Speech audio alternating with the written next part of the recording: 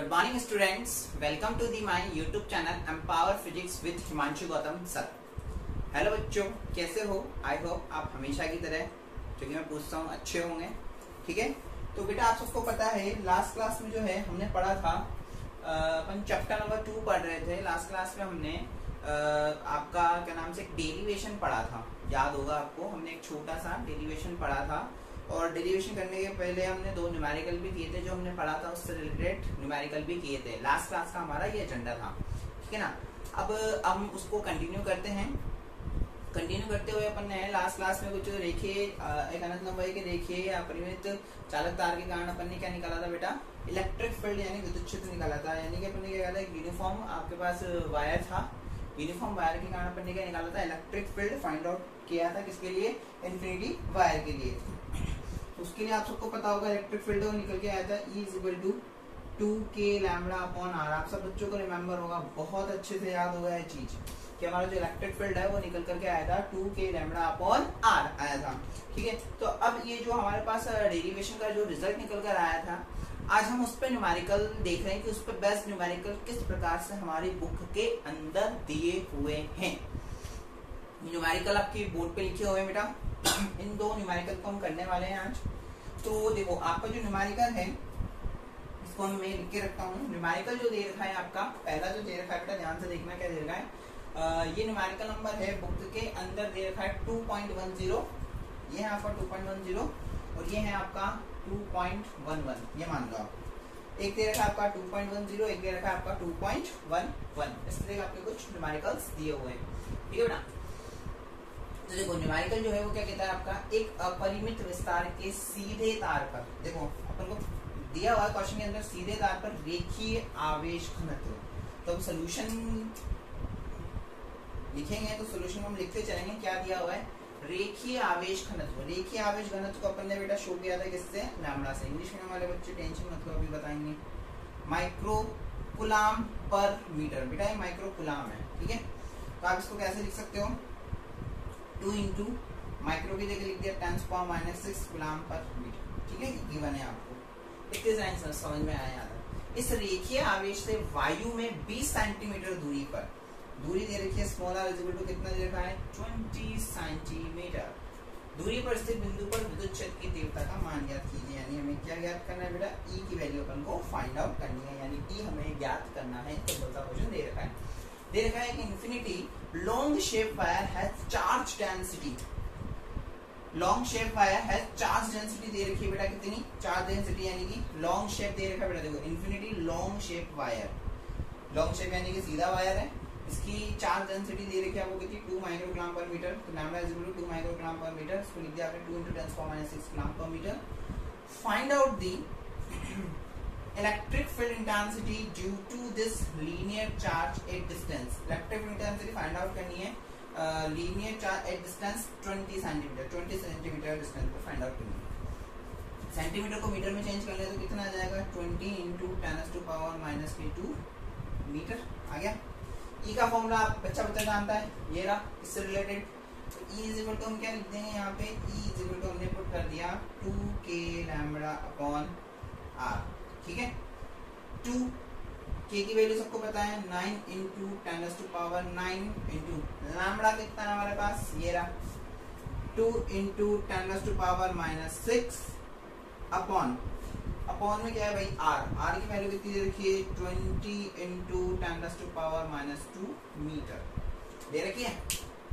देखो जो कैंसिल हो रहा है कैंसिल कर दो। कैंसिल क्या हो रहा है भाई? क्या हो रहा है? क्या हो रहा है? ये 2 से कैंसिल हो गया 10 बार, सिंपल सी चीज। ये 2 से कैंसिल हो गया कितनी बार? 5 बार हो गया। ये तो सब कुछ कैंसिल हो गया भाई, यहाँ पे तो कुछ बचा नहीं। अब चलो कहाँ 10⁻⁻2 को ऊपर लेके जाएंगे तो +2 होगा, +2 9 + 2 कितना हो गया? 11 प्लस का 11 -6 प्लस का 5, यानी कि हमारे पास क्या बच रहा है? E = 9/5 × 10⁻+5 न्यूटन पर कूलम।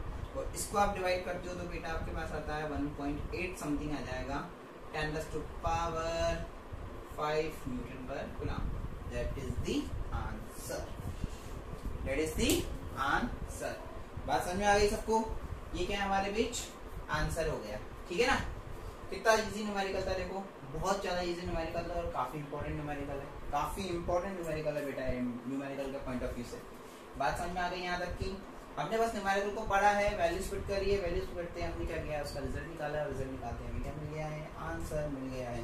लेकिन इस न्यूमेरिकल को करने के लिए आपको ये फॉर्मूला पता होना चाहिए, E = 2k lambda upon r। इस फॉर्मूले के बिना हम इस न्यूमेरिकल को सॉल्व नहीं कर सकते थे,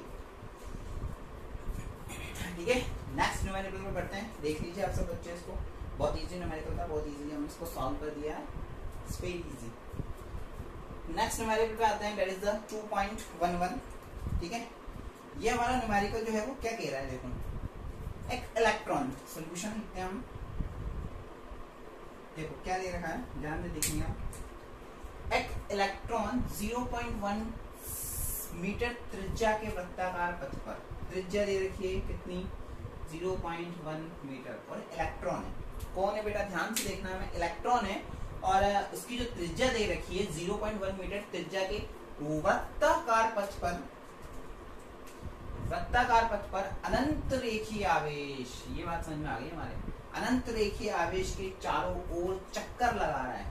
यदि रेखीय आवेश घनत्व, एग्जैक्टली क्या गिवन है बेटा, ध्यान से देखना, इधर लिख रहा हूं मैं, रेखीय आवेश घनत्व यानी कि लैम्डा, रेखीय आवेश घनत्व से बोलते हैं लैम्डा, कितना दे रखा है, 10⁻⁻6 कूलाम मीटर इनवर्स को क्या है, कूलाम पर मीटर लिख दूं, बेटा ये सेंटीमीटर इनवर्स नहीं है, साथ में बुक में लिखा रहता है तो ऐसा लगता है जैसे कि ये सेंटीमीटर है। हम क्या गलती करते हैं, सेंटीमीटर इनवर्स है तो 1/, सेंटीमीटर कर देते हैं और फिर सेंटीमीटर को मीटर में चेंज करके आंसर निकाल देते हैं। हम सोचते हैं बहुत हैप्पीली कि हमारा क्वेश्चन सही है, पर हमें नहीं पता, हम इतनी बड़ी स्टूपिडिटी करके आ गए हैं कि हमें ये नहीं पता चल रहा। इसलिए मैं बोलता हूँ मात्रक का ध्यान रखना। तो पता है रेखीय आवेश घनत्व क्या होता है, लीनियर चार्ज डेंसिटी क्या होती है, लैम्डा = Q/L। Q का मात्रक क्या है बेटा, कूलाम, L का मात्रक क्या है, मीटर, तो कूलाम पर मीटर। तब जाके आपको लग रहा है कि कूलाम पर रेखीय आवेश घनत्व यानी कि लीनियर फ्लक्स डेंसिटी या लीनियर डेंसिटी दे रही है, चार्ज डेंसिटी, क्योंकि इसका अगर ये मात्रक सेम सेट हो रहा है हमारा, तभी अगर ये सेंटीमीटर इनवर्स होता तो इसका जो आपका रेखीय आवेश घनत्व उसका मात्रक सेंटीमीटर इनवर्स नहीं होता है। Do you remember? तो ये हम सॉल्व करते हुए भी गलत सॉल्व कर देंगे, ठीक है। और सबसे बड़ी ब्यूटी जो है ना इस क्वेश्चन की, जो है ये 2020 में आया हुआ है, अभी इसी साल क्वेश्चन आया है 2 नंबर में, 2020 में आया है, जहां तक मुझे याद है, पेपर है नहीं मेरे पास यहाँ पर अभी, बट जहां तक मुझे आइडिया लग रहा है इस टाइप का क्वेश्चन 2020 में आया था, अभी इसी साल जो हमने देखे निपटा लास्ट ईयर जो हुआ है 2020 में 2 मार्क्स का क्वेश्चन आया था, और बहुत इजी क्वेश्चन है, ठीक है। बच्चे कुछ कंफ्यूज नहीं हो जाते हैं। तो फ्लक्स डेंसिटी कितनी दे रखी है आपको, देखिए आवेश घनत्व कितना दे रखा है, लैम्डा = 10⁻⁻6 कूलाम पर मीटर, मैंने पर मीटर लिख दिया, अगर ऐसे किसी को प्रॉब्लम है तो ऐसे लिख दिया। तो इलेक्ट्रॉन का वेग ज्ञात कीजिए, बेटा अपन को ज्ञात करना है वेग, ओ माय गॉड, वेग ज्ञात करना है sir, English medium. An electron is revolving around an infinite linear charge at a circle. समझ में आ रहा होगा बेटा, एक रिवॉल्विंग का मतलब रिवॉल्व कर रहा है, एक कोई भी इलेक्ट्रॉन है, सर्किल पाथ है रेडियस ऑफ 0.1, मतलब एक इलेक्ट्रॉन जो है वो क्या कर रहा है 0.1 मीटर की रेडियस के अराउंड क्या कर रहा है, रिवॉल्विंग अराउंड, मतलब इनफाइनाइट वायरस के अराउंड क्या कर रहा है, घूम रहा है। इफ लीनियर चार्ज डेंसिटी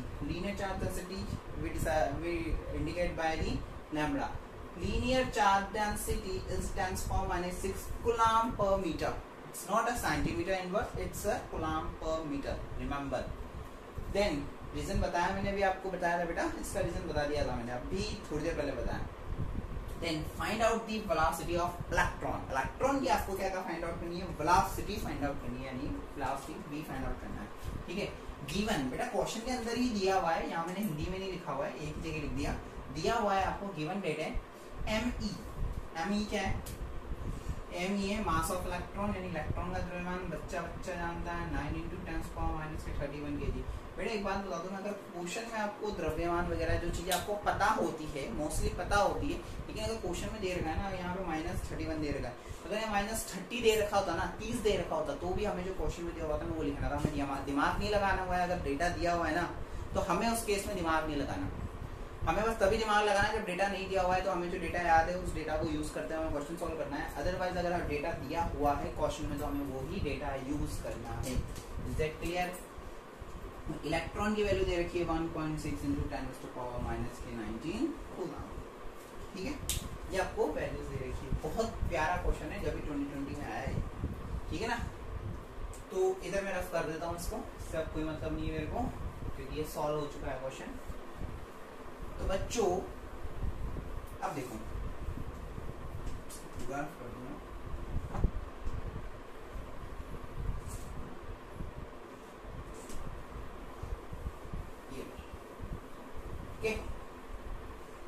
अभी क्या हमें पास फॉर्मूला ही नहीं है ना इसको सॉल्व करने के लिए। आपके माइंड में सबसे पहले आ रहा होगा सर सॉल्व तो करें, लेकिन सबसे पहले हमें फॉर्मूला तो बताओ। फॉर्मूला ही नहीं है कि फॉर्मूला कैसे, वेग का फॉर्मूला हमने कुछ निकाला ही नहीं इस चैप्टर में, नहीं निकाला एग्जैक्टली, बिल्कुल नहीं निकाला, तभी तो क्वेश्चन बेटा एग्जाम में लायक था ये। अब देखो हम लोग जानते हैं, सब बच्चे जानते हैं, F = क्या होता है? QE। याद करो, होता है, याद करो क्या होता है? F = QE होता है। और यहाँ या हियर Q = क्या है बेटा? आवेश जो आपका क्या है? इलेक्ट्रॉन है। क्या है आपका? इलेक्ट्रॉन है। चार्ज का इलेक्ट्रॉन। तो Q = किसके इक्वल हो रखा है? E के इक्वल। तो हम क्या लिख सकते हैं? F = EE। ठीक है, अब देखना कैसे उठा रहा हूँ क्वेश्चन को, कैसे सॉल्व कर रहा हूँ इसको। इसके बाद मेरे मन में आया कि E की वैल्यू तो निकालनी है, तो E की कुछ ना कुछ या तो हटाना है E को, या E की वैल्यू दी हुई भी नहीं है, गिवन होती तो फटाफट रख के तो कुछ ना कुछ जुगाड़ करते। E भी नहीं है तो E को भी हटाना है। अब E को हटाना है तो E के लिए अपन को यहाँ पता है क्वेश्चन में लैम्डा दे रखा है। आपको वही पता है कौन सा वायर है, लीनियर वाला वायर है, वही अभी जो डेरिवेशन करके नहीं। तो हम लोग जानते हैं, अभी डेरिवेशन में पढ़ा है कि E = क्या होता है आपका? 2k λ/r। देखो क्वेश्चन के अंदर लैम्डा भी आ गया लैम्डा। बात समझ आ रही? अब आप लोग एक चीज और जानते हो, यदि कोई इलेक्ट्रॉन ऐसे घूम रहा है, वृत्ताकार पथ में घूम रहा है, यानी रिवॉल्विंग अराउंड कर रहा है, यानी कि एक वृत्ताकार शेप में, वृत्ताकार इन द सेंस आप बोल सकते हो बेटा एक राउंड शेप में घूम रहा है, ऐसे रिवॉल्विंग थ्योरी जानते हो। रिवॉल्विंग का मतलब ये होता है घूमना, किसी के चारों इस तरह से घूम रहा है। तो इसको घुमाने के लिए, इलेक्ट्रॉन को घुमाने के लिए फोर्स लग रहा होगा, और वो फोर्स कौन सा होगा आपका? याद करो आपके माइंड में आ रहा है? यस, सबने सोच लिया। अभी केंद्रीय बल मिल रहा होगा उसको, जो कि क्या कर रहा होगा, उसको घूमने में उसकी हेल्प कर रहा होगा। सेंट्रीपिटल फोर्स उसको मिल रहा होगा, जो कि उसको रिवॉल्विंग करने के लिए हेल्प कर रहा होगा। तो सेंट्रीपिटल फोर्स की वैल्यू कितनी होती है आप लोग सब जानते हो? F = कितना होता है? mv²/r इलेक्ट्रॉन के लिए। तो mve कर दिया, me लिख दो, me के लिए वेग तो सेम है, v क्या हटा दिया, me इलेक्ट्रॉन का द्रव्यमान। ठीक है, देखो अभी हमारे पास क्या F ये1 नहीं था ना, F हटाना था, और F से हमको मतलब भी नहीं, क्योंकि हमें क्वेश्चन में दिया हुआ है वेग निकालने के लिए। क्या निकालना है? वेग निकालना है। तो वेग निकालने के लिए अपन को v निकालना पड़ेगा। तो देखो सब वैल्यू पुट करने के बाद हमारा फॉर्मूला क्या बन रहा है देखेंगे। F की जगह वैल्यू पुट कर दी, mev²/r = स्मॉल e, तो e है ही, यहाँ पुट कर दिया कैपिटल E की जगह ये वाली वैल्यू 2k λ/r कर दिया। देखो कितना अच्छा कॉम्बिनेशन है, ये R से R तो मर रहा है बेचारा, उसके पास कुछ है नहीं। हमें निकालना है V, एग्जैक्टली V निकालना है हमें। तो हम क्या लिख सकते हैं? v² = 2k λ/e upon me नीचे चला जाए, me नीचे चला गया। कितना अच्छा कॉम्बिनेशन बैठा है देखो आप सब। और हमें v निकालना है एग्जैक्टली, तो v से स्क्वायर हटाओगे तो क्या आ जाएगा? अंडर रूट में 2ek λ/me। ये हमारे पास क्या निकल के आ गया? क्वेश्चन को सॉल्व करने के लिए फॉर्मूला हमने डेवलप कर लिया। कितना इजीली वे में डेवलप किया है देखो, v = 2ek λ/me। ठीक है बेटा, mv²/r यहाँ पुट किया, और e की जगह लिख दिया यहाँ पे स्मॉल e, तो ऐसी 2k λ/r, r से कैंसिल कर दिया। v की वैल्यू निकालनी थी, तो me को नीचे डाल दिया, ये करके अपने पास वैल्यू निकल जाए। अब देखो अपन इसमें डाटा पुट करेंगे। अब डेटा पुट करेंगे अपन, तो v = अंडर रूट में 2, e की वैल्यू कितनी है ये दे रखी, पुट कर दो 1.6 इंटू 10⁻⁻⁻19 इंटू के की वैल्यू बच्चा जानता है 9 इंटू 10⁻⁹ इंटू 2 ई की वैल्यू पुट कर दी, के की वैल्यू, लैम्बडा की वैल्यू कितनी है बेटा, लैम्बडा ये रहा 10⁻⁻6 अपॉन एम ई कितना दे रखा बेटा 9 इंटू 10⁻⁻31 किलोग्राम। चलो किलोग्राम ही लिखते हैं यहाँ पर, ठीक है। वैल्यूज पुट हो गई सारी, v निकल के आएगा। अब इसको अपन सॉल्व करें तो देखो 9 से 9 तो ये मर गया, माइनस के 31 कहाँ चले गए, ऊपर चले गए। जैसे ही माइनस के 31 बेटा ऊपर गए तो ये प्लस के हो गए, 31 प्लस 9 कितना हो गए 40, कितने हो गए 40। अब 40 हो गए तो ये प्लस के 40 हो गए और माइनस के 19 और माइनस के 6 कितने हो गए, एक इधर गया 20 और 25, तो 40 में से 25 गए तो कितने हो जाए प्लस के 15। तो v इज इक्वल टू अपने पास क्या आ रहा है देखना, बहुत अच्छा रिजल्ट आ रहा है भाई, 2 इंटू 10⁻1.6 इंटू 10⁻+ के 15। बात समझ में आ गई, प्लस के 15 आ गया, वेलोसिटी है ऑब्वियसली आंसर मीटर पर सेकंड में आने वाला है। इसको सॉल्व करने में आगे, सॉल्व करने के लिए यहाँ निकाल लो, यहाँ से एक निकाल के इधर मल्टीप्लाई कर दो तो 16 हो जाएगा। ध्यान से देखना इसको अपन कैसे सॉल्व करते हैं, जैसे कि v इज इक्वल टू मैंने क्या किया 2 और एक 10 इधर मल्टीप्लाई कर दिया तो 16 इंटू 10⁻14 दे गया। v इज इक्वल टू देखो 4, 16 का अंडर रूट कितना आ गया 4, अंदर क्या बच गया अंडर रूट 2 इंटू 14 का अंडर रूट कितना आ जाए 10 की घात 7 आ गया। बात समझ आ रही, वेरी सिंपल बेटा, बहुत इजी है।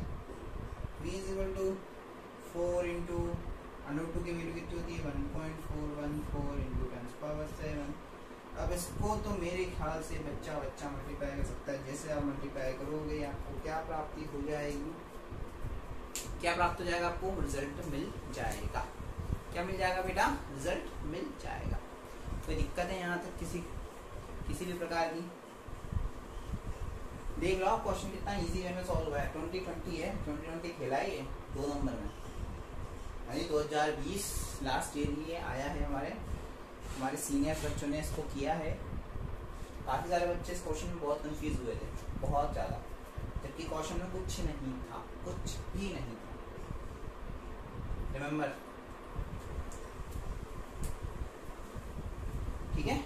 आप लोग देखो जब तक मैं अगला हेडिंग तैयार करता हूँ, आप लोग इस क्वेश्चन को देखिए बहुत अच्छे से कि क्या कहता है ये क्वेश्चन, क्या चाहता है ये क्वेश्चन, कितना इजी है ये क्वेश्चन।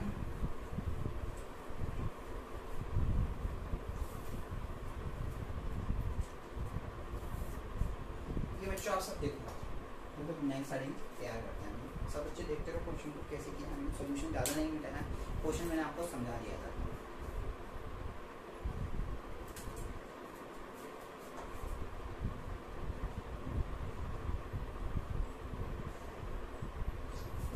देख लिया सबने,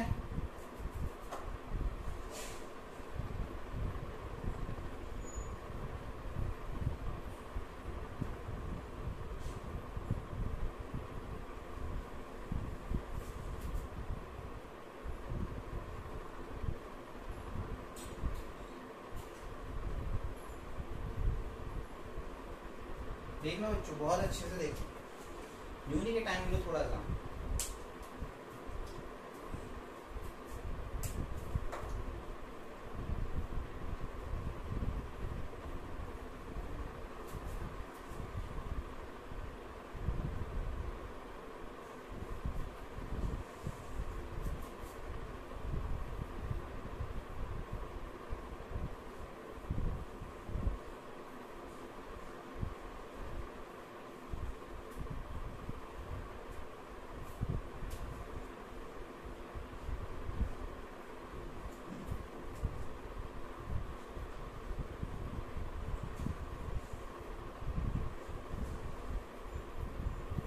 इसको रफ कर देता हूँ पूरे को, ठीक है।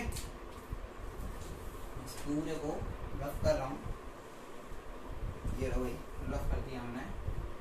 हमारे बच्चे सीख चुके हैं ये क्वेश्चन किस तरह से करना है। इस तरह का कोई भी क्वेश्चन आएगा बच्चे कर लेंगे।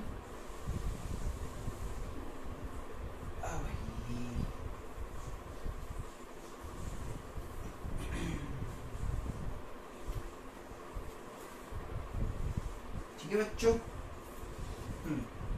अब हमारा जो नेक्स्ट हेडिंग आता है बेटा, ये 2019 में पूछा गया है 4 मार्क्स में। 4 मार्क्स में आया हुआ क्वेश्चन है, 4 मार्क्स यानी 4 नंबर में 2019 में पूछा गया है। सर आज तो बढ़िया चीजें पढ़ा रहे हो आप, पिछले एग्जाम में आए हुए सारी। अच्छी बात है बेटा, आना ही है तो हेडिंग चल रहा है तो टॉपिक जैसे जैसे आएंगे बताते जाएंगे आपको। हेडिंग जो है वो है, इससे पहले तो अपन ने लीनियर वायर यानी कि रेखीय सीधे वायर के कारण अपन ने क्या करा था बेटा, सीधा रेखीय वायर था, रेखीय आवेशन के कारण अपन ने क्या निकाली थी, विद्युत क्षेत्र निकाला था, विद्युत क्षेत्र की तीव्रता की गणना करी थी। अब उसमें आगे चलते हैं, आगे दे रखा है अपरिमित समरूप आवेशित अचालक परत। ध्यान से नोट करना, इस हेडिंग में जो है वो है मेन हेडिंग है अचालक। अचालक परत के कारण विद्युत क्षेत्र की तीव्रता की गणना करनी है, ठीक। तीव्रता की जो है हमें गणना करनी है, यानी कि बेटा जो अपना हेडिंग है वो है electric field due to an infinite uniform charge, infinite uniform charge non conducting sheet. That's the main important line of this heading. क्योंकि हमें यही समझ नहीं आता, हेडिंग क्वेश्चन आ जाता है कि सर इसमें डेरिवेशन कौन सा करना है। बहुत से बच्चों के साथ ये बहुत बड़ा इशू होता है कि हमें सर करना क्या है, कौन सा डेरिवेशन करना है, समझ ही नहीं आता। तो मैं आपको पॉइंट बता रहा हूँ, आपको क्या याद करना है। इस डेरिवेशन को याद करने का सिंपल सा कॉन्सेप्ट यही है कि आपको याद रखना है कि कौन सी परत दे रखी है, अचालक परत दे रखी है, यानी कि कौन सी शीट दे रखी है, नॉन कंडक्टिंग शीट दे रखी है। और ये तो गिवन है ही सही, अपरिमित समरूप आवेशित अचालक परत। पूरी लाइन याद करनी है, अचालक और ये परत भी इसके अंदर आएगा। यहाँ पे आएगा बेटा नॉन कंडक्टिंग शीट। इसके कारण आपको क्या करना है, electric field intensity find out किया, इलेक्ट्रिक फील्ड जो है आपको फाइंड आउट करना है। याद करो इससे पहले वाले डेरिवेशन में अपन ने दिशा की गणना करी थी, कुछ याद आ रहा है? एक्जेक्टली आपको याद आ रहा होगा बेटा, एक दिशा की गणना करी थी अपन ने। सेम एज इट इज इस हेडिंग में भी वैसे ही करनी है। उससे बाद वाला जो हेडिंग आएगा अपना, उसमें भी हमें एज इट इज दिशा की गणना करनी है। देखो दिशा की गणना कैसे करनी है, सब बच्चे ध्यान से देखना।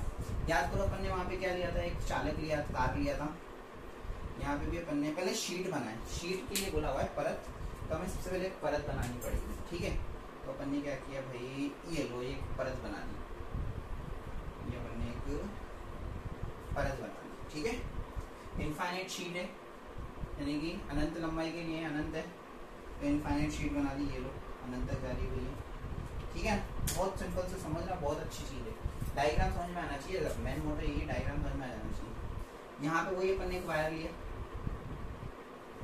ये लिया, ठीक है। सेंटर पॉइंट बना दिया इसका वही O, और यहाँ बोल दिया इसको A1 और यहाँ बोल दिया इसको A2।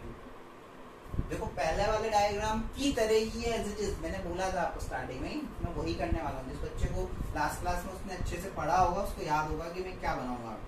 यहाँ से कुछ स्मॉल r दूरी पर कोई बिंदु P मान लेते हैं अपन। इस P बिंदु को हमको क्या करना है, विद्युत क्षेत्र की तीव्रता की गणना करनी है, यानी विद्युत क्षेत्र निकालना है, electric field intensity find out करनी है। सबसे पहले क्या करेंगे, यहाँ से इसको इधर मिलाएंगे, यहाँ से अपन ने क्या किया, सबसे पहले इसको इधर ही मिला दिया, और यहाँ पे इसको क्या बोल दिया मैंने, D1। याद करो पहले ये अपने ऐसा ही कर चुके हैं। यहाँ से हम इसको मिलाएंगे ऐसे, और यहाँ क्या बोल देंगे हम इसको, DE2 बोल देंगे। और मैं यहीं पर ही डायरेक्ट लिख रहा हूँ कि DE1 और DE2 दोनों क्या होंगे, सेम होंगे, इक्वल होंगे। क्यों, क्योंकि यहाँ से यहाँ तक डिस्टेंस जो है क्या रहने वाली है, सेम रहने वाली है। जैसे कि ये L है, दोनों कितनी रहेगी, सेंटर में पॉइंट था O, तो दैट्स वाई क्या हो जाएगी L/2। तो इसको भी बोल देता हूँ मैं DE, और इसको भी मैं बोल देता हूँ बेटा DE मॉड। दोनों पे मॉड लगा के बोल दिया DE बोल दिया, ठीक है।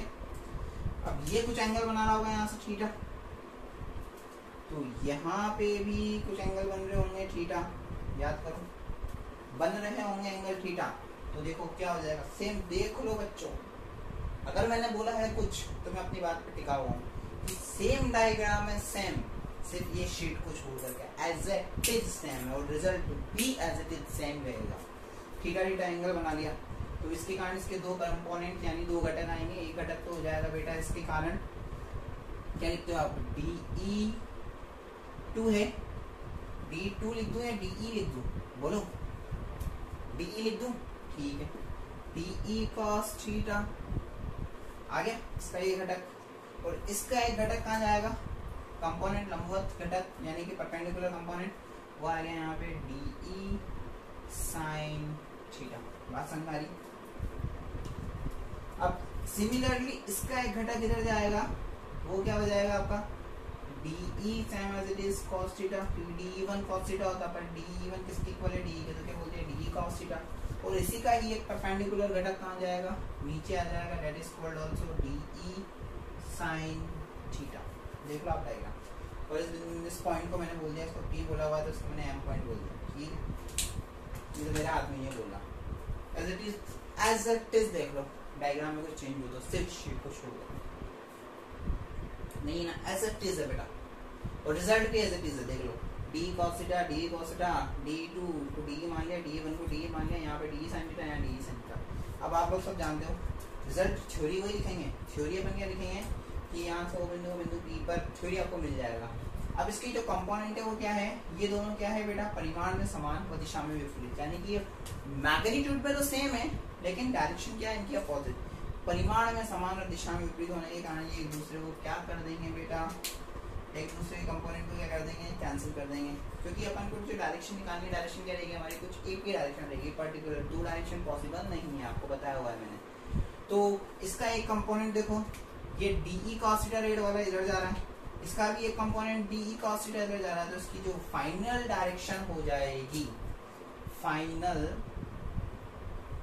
डायरेक्शन जो इसकी हो जाएगी बेटा, वो क्या हो जाएगी, या तो आप बोल दो O2P यानी O से P की ओर, या फिर हम बोल सकते हैं O2M या P2M, जो हम बोलना चाहे बोल सकते हैं, यानी रिजल्टेंट डायरेक्शन क्या होगी O2M। याद करो लास्ट जो डायरेक्शन निकाली थी हमने, दिशा की गणना करी थी लास्ट हेडिंग में, उसमें भी आपको याद होगा सेम एज इट इज ही मैंने डायरेक्शन निकाली थी, और same as it is direction है, मैंने डेटा तक चेंज नहीं किया है, ताकि आपको एक डेरिवेशन याद करो, एक डेरिवेशन सॉरी एक डायग्राम याद हो, आपको नेक्स्ट बन जाए।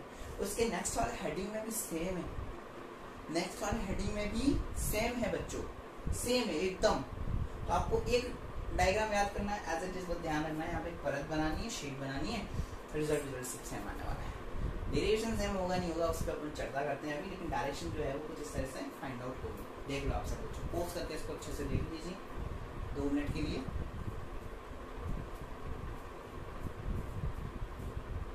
हो गया बेटा, तो ये हो गया आपकी डायरेक्शन फाइंड आउट कर ली हमने, बहुत अच्छी तरह डायरेक्शन फाइंड आउट कर ली। अब देखो हम क्या कर रहे हैं, अब आपको पता है मैं ये हेडिंग भी मिटा ही देता हूँ क्योंकि मुझे स्पेस थोड़ा ज़्यादा चाहिए, ठीक है। अब हमें निकालना है क्या, परिमाण की गणना, मैग्नीट्यूड फाइंड आउट करना है, ठीक है, अपन को करनी है मैग्नीट्यूड फाइंड आउट करना है। मैग्नीट्यूड क्या होगा, ठीक है, अपन मैग्नीट्यूड की गणना कर रहे हैं बेटा, परिमाण की गणना, हेडिंग डाल लीजिएगा सब, परिमाण की गणना, ठीक है बेटा। और मुझे लगता है कि आप लोगों को लग रहा होगा सर नोट्स नहीं दे रहे बेटा, मैं थोड़ा सा बिजी चल रहा था इन दिनों, और आपको डेफिनेटली PDF इनके मिल जाएंगे। न्यूमेरिकल तो आप यहाँ बोर्ड से कॉपी कर लिया करो, डेरिवेशन है उसको छोड़ दिया करो, बाकी न्यूमेरिकल आपके बोर्ड पे मैं लिख देता हूँ, क्वेश्चन भी हिंदी दोनों मीडियम में, तो आप यहीं से कॉपी कर लिया करो, ज़्यादा बेटर रहेगा, न्यूमेरिकल विद सोल्यूशन, ठीक है। तो अपन कर रहे हैं परिमाण की गणना,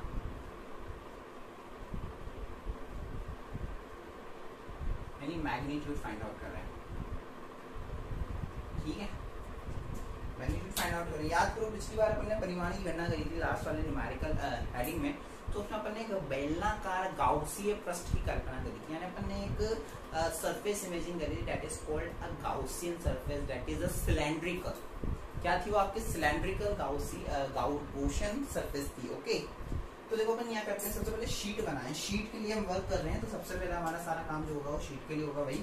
तो हमने क्या करी, सबसे पहले यहाँ एक शीट बनाई, ठीक है, ये अपन ने एक शीट बना दी भाई, ये शीट बना दी, ठीक है, और ये इन्फिनिटी तक जा रही है, तो इन्फिनिटी वाली शीट बना दी, कितनी ईजी है देखो, इतनी ईजी है फिजिक्स हमारी, इन्फिनिटी वाली शीट बना दी। अब अपन क्या करते हैं बेटा, शीट के अराउंडिंग, यानी शीट के अंदर हम क्या करते हैं, एक बेलनाकार गाउसीय पृष्ठ की ही कल्पना करते हैं। अब जैसे पतली कागज की शीट देखना ये पतली कागज की शीट है, ये इतना मोटा डस्टर नहीं है, मान के चलो एक पतली कागज की शीट है, एक कागज की शीट है, उसके अंदर बीच में छेद करके इस ये बेलनाकारी तो इसको क्या करो, उसके अंदर डाल दो, छेद करो, कागज है, कागज के अंदर इसको डाल दो, बीच में छेद होगा तो जो कागज है वो बीच में होगा, एक एरिया ये बन जाएगा, एक एरिया बन जाएगा, एक बीच वाला बन जाएगा, बनेगा, दिख रहा है सबको? ध्यान से देखो, ध्यान से देखो। हाँ, पेपर नहीं है मेरे पास बट आप देख सकते हो ध्यान से, कुछ इस तरह से ये बन जाएगा। आ रही बात समझ में? इसको अपन छेद करके अंदर डालेंगे तो कुछ इस प्रकार से बनेगा। जैसे कि मैं आपको बताऊं, थोड़ा सा कैमरा एरिया है, जैसे कि इसमें मैं ऐसा छेद कर देता हूँ, ये देखो कुछ इस तरह का पोर्शन है।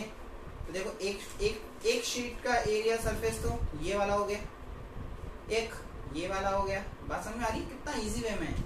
एक तो ये वाला हो गया, एक ये वाला हो गया और एक ये वाला हो गया। अब मैं इसी डायग्राम को है ना क्या करने वाला हूँ, इसी डायग्राम को मैं बोर्ड पे प्लॉट करने वाला हूँ, यानी बोर्ड पे ड्रॉ करने वाला हूँ। तो देखो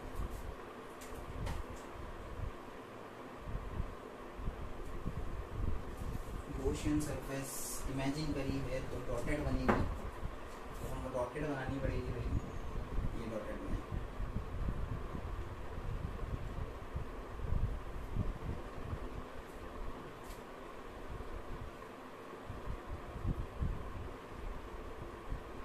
ये बन गया।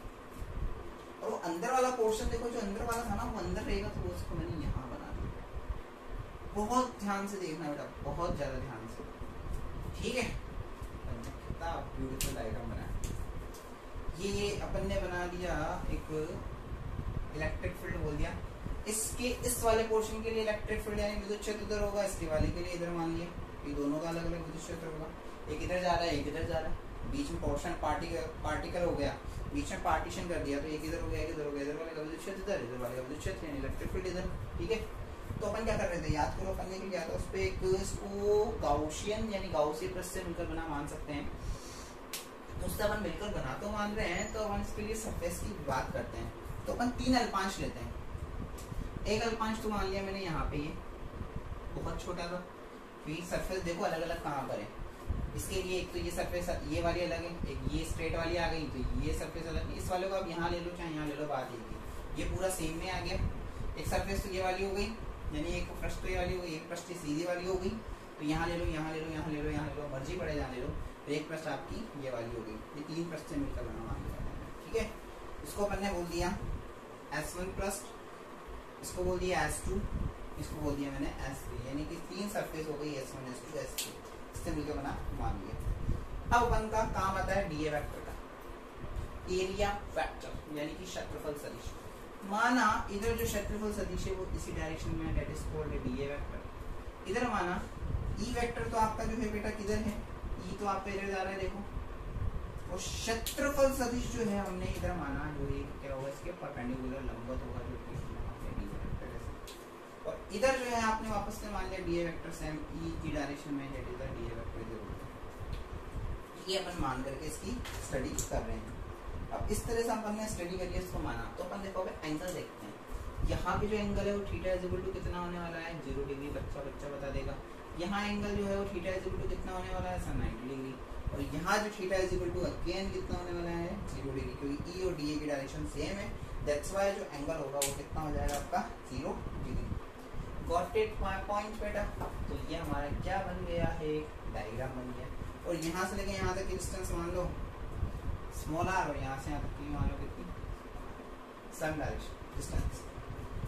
तो हमारा डायग्राम बनके रेडी, बहुत सुंदर डायग्राम बना, सुंदर तो बन गया। आप क्या करें, डेरिवेशन करें, बहुत सीधा डेरिवेशन की वहाँ पे फर्स्ट स्टेप देखो, वही वाली स्टेप को याद करो और डेरिवेशन अपन कंप्लीट करेंगे। बस हल्का सा चेंज आएगा, वो चेंज क्या होगा हम देखते हैं। इसको मैं हटा रहा हूँ, मुझे जगह चाहिए, थोड़ा सा बुद्धू है भाई, तुम्हारा भरोसा नहीं है, बच्चे हैं छोटे छोटे मासूम से। तो अब देखो अपन क्या कर सकते हैं, अपन वही लगाएंगे गाउस के नियम से। गाउस का नियम क्या कहता है आपका, Gauss law, phi is equal to close surface integral E vector dot dA vector, और उस पे सरफेस लगा लिए। अब अपन क्या करें, इसको 3 सरफेस से मिलकर बना मान सकते हैं, that is S1 S2 S3। 3 surface से अपन ने क्या किया, इसको मिलकर बना माना है। तो अपन इसको कैसे लिख सकते हैं, phi is equal to surface S1 e dot आ गया मैं बेटा, चलो अगले स्टेप में ई डॉट डी ए vector plus close surface S2 कितनी हो गई ई वेक्टर डॉट डी ए vector plus close surface S3 कितनी हो गई ई वेक्टर डॉट डी ए वेक्टर। है वहां से मजा आ रहा है, आप तो कुछ नया ही नहीं पढ़ा रहे ऐसा लग रहा है, क्योंकि अपन ने लास्ट लेक्चर में भी यही पढ़ा है, सेम डेरिवेशन किया है। ठीक है, डॉट हटाएंगे तो क्या लगेगा cos थीटा, एग्जैक्टली ये लगा दिया मैंने ई डी ए cos थीटा प्लस ई डी ए cos थीटा प्लस ई डी ए cos थीटा। बहुत अच्छे बच्चों, S1 पे थीटा इज इक्वल टू कितना है 0 degree, theta is equal to कितना है 0 डिग्री, 0 डिग्री की वैल्यू पता है हमें cos थीटा cos 0 कितना होता है 1 होता है। बहुत अच्छे, S2 पे थीटा इज इक्वल टू कितना है sir theta is equal to 90 degree, 90 degree की वैल्यू हमें पता है कितनी होती है cos 90 पर, cos 90 कितना होता है 0 होता है, 0 होता है, कुछ नहीं होता है। Theta is equal to S3 पर कितनी है 0 डिग्री, अगेन 0 डिग्री, यानी कि थीटा 0 है तो वैल्यू कितनी हो जाएगी, वैल्यू कितनी हो जाएगी बेटा वापस से cos थीटा की, cos 0 की वैल्यू कितनी हो गई 1 हो गई। इनको ना अपन स्टेपों में लिखते हैं, वो मैं आपको डेरिवेशन नोट्स में दे दूंगा प्रॉपर वे में कैसे लिखते हैं। अभी 2 स्टेप बच गई मेरी, तो मैं एक जगह ये वेरी गुड करता, फिर एक जगह ये लिखता, 2 स्टेप में थोड़ा सा भूख लग रही तो मैं खा गया, आ गया बस समझ में। तो फाई इज इक्वल टू देखो बहुत इजी है, phi is equal to close surface integral S1 E d A, भैया वैल्यू कितनी है आपकी 1 लिखा हूँ, थोड़ा एक स्टेप तो मैं ले लेता हूँ, कम लग रही है मेरे को थोड़ी थोड़ी। S2 रिजल्ट कितना आ गया टोटली 0, या फिर हाँ 0 ही लिख दूंगा, कोई दिक्कत नहीं है, चलो यार तुम्हारे लिए लिख ही देते हैं ई डी ए 0 प्लस S3 कितना आ गया ई डी ए 1 आ गया। ये तो कितना हो रहा है पूरा 0 हो गया। फाई इज इक्वल टू हमारे पास क्या बच रहा है close surface integral S1 E d ए plus close surface integral S3 ई डी ए। यहाँ तक की बात समझ में आ गई सब बच्चों को, सब बच्चों को यहाँ तक की बात समझ में आ गई, बोलो यस। ठीक है, बहुत बढ़िया, बहुत मजा आ गया, चलो बढ़िया बात है। थोड़ा सा पसीना बहुत चल रहा है, बहुत गर्मी हो रही है। Phi is equal to S1 S2। अब देखो अपन क्या करते हैं, पूरा बोलते थे कि सब जगह इलेक्ट्रिक फील्ड जो है पता है आपको, मैंने बताई थी पूरी जगह पर गॉसियन लो अपन ने गॉस का नहीं पढ़ा, उसको बोला था पूरी गॉसिय पृष्ठ पर जो आपका विद्युत क्षेत्र है वो हमेशा क्या रहता है एक समान बना रहता है, यानी ई जो है वो सेम रहेगा। तो अपन क्या बोल सकते हैं फाई इज इक्वल टू, अब S1 S2 हटा दूं, कोई पर्टिकुलर लिखने की वैल्यू जरूरत नहीं है, तो अपन ने क्या लिख दिया e close surface d a direct plus e बाहर निकाल दिया क्लोज सरफेस डी ए। ठीक है, अब बेटा एक वर्ग या कुछ का क्षेत्रफल है। अब देखो मैं क्या लिख रहा हूँ यहाँ पे, ध्यान देना, यहाँ here close surface integral D A, चलो S1 S2 बोल देना उसको, S1 इसको S2, S1 ये हो गया S2 डी ए, दोनों सेम है, दोनों की सरफेस सेम है ना इसलिए सेम होगा, ये डी ए और ये डी ए। S1 के लिए ये सेम शेप है, S3 के लिए भी S3 के लिए भी सेम शेप है, यानी इसका जो क्षेत्रफल होगा वही इसका क्षेत्रफल होगा, इसका जो एरिया होगा वही इसका एरिया होगा। तो लेट अस कंसीडर इसका एरिया मैंने कितना मान लिया ए, माना ए मान लिया, ए मान के देखो क्या हो गया फाई इज इक्वल टू, यहाँ ए रखेंगे तो ई ए प्लस यहाँ पे भी इसकी वैल्यू ए रखेंगे तो ई ए, फाई इज इक्वल टू हमारे पास क्या आ गया 2e a। बहुत बढ़िया, बढ़िया। अरे गाउस का नियम थोड़ी है, तो फ्लक्स की परिभाषा से, सॉरी बेटा गाउस के नियम से नहीं पढ़ रहे थे अपन, यहाँ फ्लक्स की परिभाषा से पढ़ाया अपन ने, ठीक है ना। Phi is equal to E close surface integral E vector और डी ए वेक्टर, ये फ्लक्स की परिभाषा से पढ़ा अपन ने, फ्लक्स पढ़ा था विद्युत फ्लक्स, ठीक है ना। इलेक्ट्रिक फ्लक्स की डेफिनेशन से अपन ने पढ़ा है। गाउस से गाउस का नियम अब लगाएंगे अपन, इसको मैं रफ कर देता हूँ, ठीक है। यहाँ लिखिए अपन गाउस के नियम से। अब गाउस का नियम आप लोग जानते हो सब बच्चे क्या होता है, गाउस के नियम से, बेटा सॉरी मैंने ना उस टाइम वो बोल दिया, थोड़ा माइंड स्लिप हो गया। गाउस के नियम से नियम क्या होता है, फ्रॉम गॉसेस लॉ, गाउस के नियम से आप लोग जानते हो गाउस का नियम क्या होता है, phi is equal to summation q upon epsilon naught, ये होता है, ये गाउस का नियम होता है। गॉस लॉ पढ़ा है आपने, phi equal to summation q upon epsilon naught. अब आप लोग जानते हो एरिया है, एरिया एरिया एरिया एरिया निकाल रहे हैं, एरिया से याद आ रहा है, एरिया याद आ रहा है, यानी कि मैं अपन ने एक चीज पढ़ी थी, एरिया चार्ज डेंसिटी, याद आ रहा है? यानी कि अपन ने पढ़ा था बेटा क्षेत्रफल आवेश घनत्व या पृष्ठ आवेश घनत्व नाम से एक चीज पढ़ी थी, सरफेस चार्ज डेंसिटी, पृष्ठ आवेश घनत्व। याद करो यहाँ पे क्यू क्या होगा बेटा, सेम ही होगा चार्ज, यहाँ पे सब जगह क्या होगा, क्यू टू समीशन क्यू को क्यू बोल के क्यू अपॉन एप्सिलॉन नॉट ले लेता हूँ। याद करो आपका पृष्ठीय आवेश घनत्व क्या होता है, sigma is equal to q upon a होता है, सरफेस चार्ज डेंसिटी होता है सर। यहाँ से क्यू की वैल्यू निकाल सकते हैं, क्यू क्यों सर, क्यू ये क्यों लगाया बेटा, क्योंकि क्या है आपका एक परत बन रही है, इसके लिए आपको किसकी जरूरत पड़ेगी, एरिया की जरूरत पड़ेगी, क्षेत्रफल की जरूरत पड़ेगी, इसलिए हमने ये लगाया। वहाँ पे लीनियर सीधा वायर था, सीधे वायर में किसकी जरूरत थी सर, लैम्बडा की जरूरत थी, रेखीय आवेश घनत्व की जरूरत थी, हमने वो लगाया। तो क्यू इज इक्वल टू यहाँ से क्या आ जाएगा आपके पास, सिग्मा ए, क्यू की वैल्यू यहाँ पुट कर देंगे, फाई इज इक्वल टू हमारे पास क्या आ जाएगा, sigma a upon epsilon not. इसको मान अगर इक्वेशन नंबर 1 दे दें, इसको 2 दे दें, तो समीकरण 2 में एक, समीकरण 1 में समीकरण 2 से मान रखने पर, या समीकरण 2 में समीकरण 1 से मान रखने पर मर्जी पड़े जिससे रख दो, तो ये फाई की वैल्यू उठा करके यहाँ रख देते हैं। वहां रखोगे तो फाई की वैल्यू कितना है, sigma a upon epsilon naught is equal to 2e a. अब देखो मैंने ए क्यों लिया था, देखो यहाँ मेरा कितना इजीली ए से ए कैंसिल हो गया, एक्जैक्टली इसीलिए ए लिया गया है और डेरिवेशन कंप्लीट हो गया। यानी ए का कोई मतलब नहीं था, एक कटना था एंड में, इस वजह से कोई एरिया नहीं लिखा। तो यहाँ से ई इज इक्वल क्या आ रहा है मेरे पास, sigma upon epsilon naught is equal to 2e, e is equal to कितना आ गया, सिग्मा अपॉन 2 एप्सिलॉन नॉट। बहुत अच्छे, और यही हमारा क्या है बेटा, रिजल्ट है, यही हमारा क्या है, रिजल्ट है आज के डेरिवेशन का। जो डेरिवेशन था उसका परिमाण जो था वो e is equal to sigma upon 2 epsilon naught हमारा रिजल्ट निकल करके आ गया। बहुत अच्छे, बहुत सीधे वे में निकल कर आया।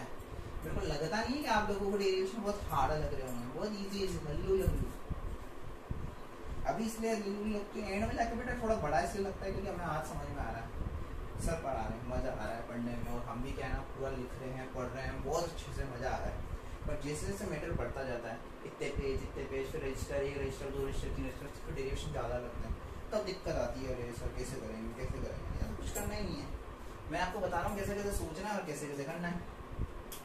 अगर इसको सदिश में लिखूँ मैं कैसे लिख दूंगा, E vector is equal to sigma upon 2 epsilon naught, r तो है नहीं बेटा तो एन कैप लगा दो, पर्टिकुलर कहने की डायरेक्शन होगी, क्योंकि अपन ने डायरेक्शन निकाली है ओ से पी, वो डायरेक्शन यहाँ ऐड करनी होती है बेटा, वो डायरेक्शन निकाली है ना अपन ने इससे पहले जो निकाली थी वो डायरेक्शन को यहाँ ऐड करनी, जो एन कैप होगा वो डायरेक्शन होगी ओ से पी या ओ से एम वाली। Is it clear? हाँ, लास्ट वाले डायरेक्शन में सेम एज इट इज थी, वहां पे भी जो डायरेक्शन की होगी ना, मैंने आर कैप लिखा था, याद होगा, तो वो जो आर कैप था वो क्या थी, वो डायरेक्शन थी ओ से पी ओ से एम वाली।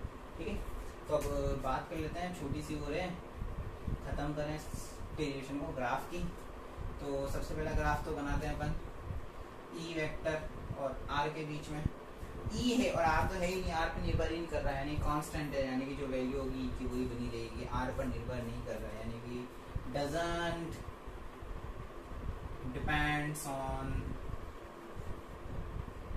आर, रेडियस पे डिपेंड नहीं कर रहा, दूरी पे डिपेंड नहीं कर रहा। दूसरा मैं बना लूं ई वर्सेस सिग्मा के बीच में, तो बच्चा मैंने बोला और तुमने तो मन में बना ही दिया होगा, ग्राफ में सब जानता हूँ, स्ट्रेट लाइन दिख रहा है, E directly proportional to sigma, देखो तो ये बन गया ग्राफ,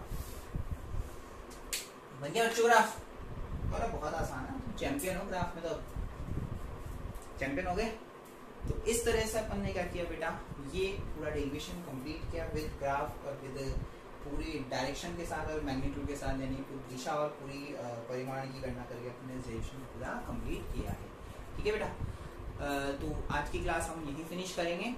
तो मेरा तो आपसे ये कहना है कि आपको मजा आ रहा है पढ़ने में, तो आप इसको डेली कंटिन्यू करो। और बेटा वर्क्स बच्चे नहीं कर रहे हैं, मैं आपको वर्क सेंड करूँगा, आज वर्क सेंड करूँगा, कुछ वर्क आज सेंड करूँगा, कुछ 1-2 दिन में कर दूंगा जो बच रहा है। इंग्लिश मीडियम बच्चे don't worry, don't be panic कि आपको PDF सेंड नहीं हुआ है, आपको पीडीएफ सेंड हो जाएगा, जिसमें को टाइम मिलेगा मैं आपको बना करके सेंड कर दूंगा। कुछ पीडीएफ में आज सेंड कर दूंगा और जिसमें को टाइम मिलता जाएगा मैं बना दूंगा। ओके, बाकी आपसे ये कहना है बेटा, आपको पता है क्या चल रहा है, अभी कोरोना चल रहा है, तो be safe, stay home, safe home and thank you so much. पढ़ते रहो और अभी बस पढ़ते रहो और कुछ नहीं करना, ठीक है। Thank you so much.